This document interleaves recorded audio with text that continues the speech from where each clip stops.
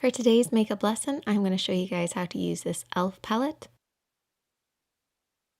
This is the Sunset collection, so it's got pinks and golds, and it's a really easy palette to use. As always, before we start any makeup look, we're going to apply a primer. This is going to work as a base on our lids, give our eyeshadow something to hold on to, and also help our shadows last longer. And bear in mind, you don't have to use Urban Decay, you can always use the e.l.f. primer, which works great too.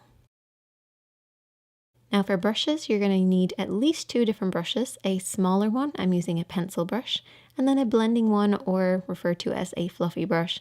But these 2 brushes is all you're really going to need for this look.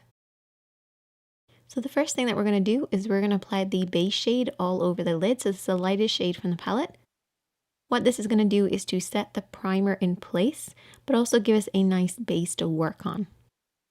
So if your primer happens to be a clear primer, this will also give you a little bit more of a blank canvas to work on, or it will just create a nice powdery effect so that we have something to blend over the top of.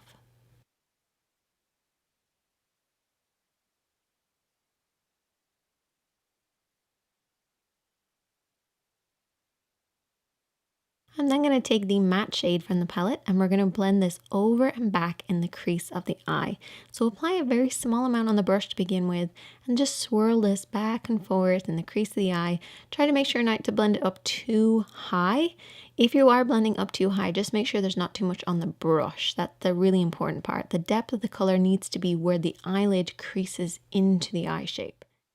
And then I'm going to take the darker shade using that same blending brush and apply this on the outer edge and also deep in that crease. So keep the brush higher while you're applying, and this will drop it down lower, so it's going to apply deeper in the crease of the eye.